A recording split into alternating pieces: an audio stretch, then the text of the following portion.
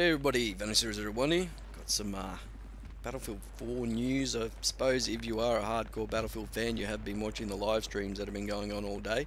I do believe they are repeating them over the day, so if you have missed it, you could probably check it out still. And if not, just go to their Twitch channel and you will be able to watch the video, if they do upload their videos after the live stream, of everything you missed during the day. Spectator mode has made a huge impact on the Battlefield 4 scene during the E3 conference. I was completely blown away today by spectator mode. I found it enjoyable just to sit there and watch the game. I wanted to play the game, but I'm here in Australia and getting to E3 is a bit of a task. But the free cameras, the first person, the third person views, they did say in Daniel Petros' interview did say they are working on zooming on the third person view and being able to rotate, so that will be a good feature as well. Oh mate, just looking at it, I was impressed. The map was I think Siege of Shanghai. Watching that building come down, the C flag building, that was just crazy, and the way it completely dynamically changed the map. I believe the term they're using for that kind of thing is levolution. Where the level is actually changed by the impact the players bring to it. You know, whatever destruction you achieve will be translated into how the map actually plays, and that C flag coming down and completely transforming from a high point where you capture the flag to this rubble on the ground where you have to fight, you know, through every inch to get there. I think this game's going to be brilliant. You know, what we saw was only pre-alpha footage, so there's nowhere near beta, it's nowhere near even complete, and for them to already have that level of playability, I mean, I'm sure there's bugs, I'm sure there's glitches, I'm sure there's everything like that, but it still looked extremely playable. Now, Commander mode is also making a return.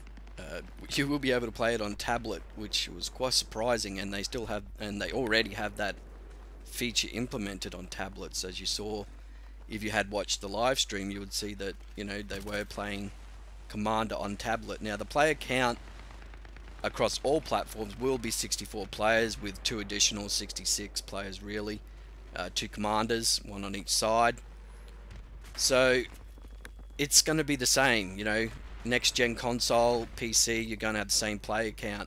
PC will obviously have a better fidelity with graphics, which, you know, you got to expect it. I mean, the processing power of a PC is not going to lose out to the processing power of a next gen console. From what I saw today, the destruction has been amped up completely. Being able to actually affect the environment to such an extreme is what Battlefield 3 was sorely lacking, I've got to say. But everything we kind of wanted was displayed today. You know, we had the spectator mode, you know, we've got commander mode back in it.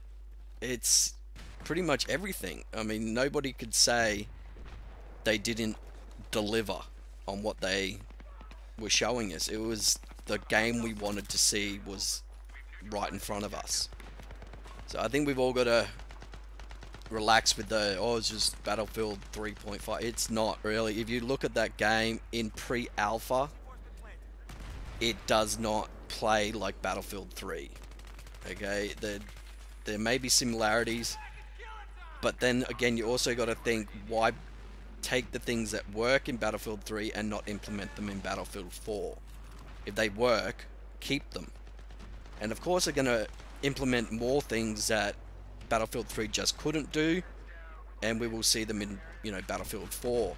And just going back to spectator mode for a second, the way it was described is you can completely clear your screen of the UI. There will be nothing there, so for those that enjoy making you know, Battlefield movies and that's going to be a huge bonus for them. Having multiple free cameras, the third person view, being able to place that free camera in a position, go to another one, and then come back, and that free camera you first place is in the same spot. That will be just massive for people who enjoy making Battlefield movies. Perhaps the biggest benefit of spectator mode is for the competitive Battlefield community. They will be able to shoutcast their games a lot better. People who enjoy watching competitive games will be able to enjoy that experience firsthand. They won't have to watch a video on YouTube or watch a live stream. They will be able to actually jump in and spectate that game. I am blown away, I've got to say. I found that even though it was pre-alpha, the demonstrations of commander mode and spectator mode were just exactly what they needed to show, and exactly, you know, what we wanted to see. So I think they did a brilliant job at E3. Hats off to them. I think they're going to have a great game on their hands, and I really cannot wait to get my hands on it. What I'll be playing it on is something I'm not too sure of at the moment. Now, I might talk a little bit about the Microsoft Sony press conference. Yeah, that I think we all know by now that Sony kind of won out on that. That Microsoft got completely blindsided by Sony saying that it will be not always online and used games will not have any restrictions on them. Now, of course, people are going to have to pay for PlayStation Plus, $5 a month, which I believe in America is still $10 cheaper than the Xbox Gold membership. I've already secured my PSN name, which was actually quite a shock because someone had taken Vanessa001 on PSN. I was like, what the fuck? You fucking imposter. But I managed to get another gamer tag. I don't know if I'll be giving that out, but I'll see how it goes. But I am leaning more and more towards PS4 at the moment for my console needs. I will probably get Battlefield 4 on PC and give it a go. Unfortunately, I can't play with a mouse and keyboard, so I will be at a complete disadvantage to other players, but just being able to see the game on PC will be worthwhile. Now, I think Microsoft completely screwed the pooch on their entire policy and concept for the Xbox. I'm not a real fan of the Kinect always being on. Not for any like conspiracy theory reasons, like, oh, it's going to be monitoring me. I just don't like the lack of choice they gave you on that fact that yes, this is here and it is always on and you have no choice. Yes, you can turn it off, but it's never really always off. It's simply the lack of choice in that fact that you can't just, okay, completely off, it's shut down. I'll use my controller, thank you very much, to navigate. You know, and they use game policy. I mean, that's just, it's a clusterfuck of whatever the fuck they were talking about. I still can't figure it out. Very BS double talk, you know, policy.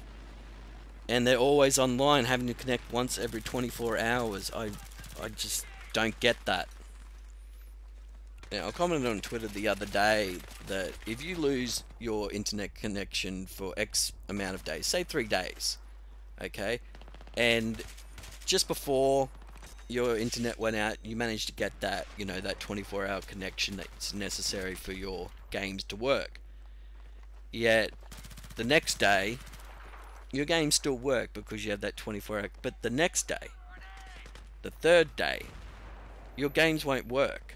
You cannot play the game you purchased on the console you purchased. You know, the console you paid $500 for, and the game you probably paid, well, in America, $60, and over here it's about $100. So the Xbox One and the PlayStation 4 will probably be about $500 and $600 over here. I don't know why it's so expensive, but it will probably be that way. Yeah, but you will not be able to play. If your internet's out for 4 days, you won't be able to play your games. Okay, you can't connect to the internet, so therefore your system is basically a Blu-ray player and a cable TV box. You know, you may as well just play on PC then, because that's, you know, you just got your games on there you can play. So I really can't understand that policy, that thinking where Microsoft thought, well, always online, that's, you know, this is 21st century, everyone's always, but your internet does go out. I lost my internet for over a week last year when we had an unexpected cyclone up north, and the effects of that came down here, and we got some very strong winds, and my internet got pulled off the pole by a tree falling down. So I had no internet for over a week. Now, if I had the Xbox One then, I might have been able to play my games for a day, you know, but then what? I can't play the games I paid for. I purchased these games. I gave them my money, therefore I own that game. That's my game. And I don't think they have even the right to say to you, you know, you've got to connect to our system online just so we can find out if you've got a legitimate copy of the game. You know, it's not right. It's just a stupid fucking policy. And it really is the deciding factor for me. This always online, this used games, being able to share your games, and this whole gold family pass thing. I don't care, I'm sorry. You fucked up. You've lost my business. You've probably lost 10,000 other people's business. And now you're going to have to fucking deal with it. Sony will outsell Xbox One. Maybe not initially, but after a year, when the people who initially brought an Xbox One realize how fucking stupid it is, that they have to connect, that first time that their internet goes out for an extended period and they can't play their games, they're going to say fuck this, and they're going to go out and buy a PS4 where they can just play their games whenever the fuck they want. It will, that first time that internet goes out and they're just sitting there with this box that they can watch TV or a Blu-ray on. Oh, that's not why I bought the thing. I bought the thing to play fucking games on. I really can't understand their thinking. I know somebody's sitting in that office thinking, you know, well, maybe we fucked up, you know. There has to be that one person that's thinking, oh, I think we fucked up, guys. And they did. They completely screwed the pooch. You could see the look on that Sony guy's face when he told everybody that it won't always be online and that they can play used games. He had the biggest shit-eating grin on his face because he knew that Sony had just fucked Microsoft. They just completely fucked them in the console market. It is done for Microsoft. They may sell well for a year, 6 months, but that will be it. They will fucking die in the ass, and that will be the end of Microsoft in the console market. Now, a few of their games are saying, oh, it's exclusive and that. You got to buy the Xbox One to play this, like Titanfall, which I'm very interested to play. However, that will be coming on PC. Now, when it says exclusive, I think that means it's a Microsoft exclusive, and therefore Windows is a Microsoft product, so yes, it will be on PC also. That's my thinking. Whether that turns out to be true or not is another thing. Yeah, I strongly believe that the only people who will buy an Xbox One are complete and utter fanboys, which I don't understand fanboyism. I just don't understand it at all. Will be Xbox fanboys and parents of children who just scream and yell, I want an Xbox, I want an Xbox, so their parents buy it just to shut the fucking kid up. That's the way it will be. Serious gamers, people who want to spend their money on a gaming console, will go with PlayStation. It's just, that's my thinking. I can't see anybody seriously considering the Xbox One to be a viable alternative to Sony's PlayStation 4. Not when the PlayStation 4 is cheaper, it plays used games, and is not always online. You don't have to have an internet connection to play the game you purchased on the system you purchased. Okay? And it doesn't have a Connect, which will always be watching you. But it's just dumb.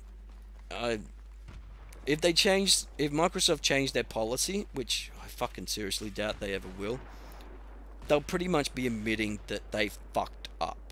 And they won't do that. They won't say to everybody, yeah, okay, we screwed up.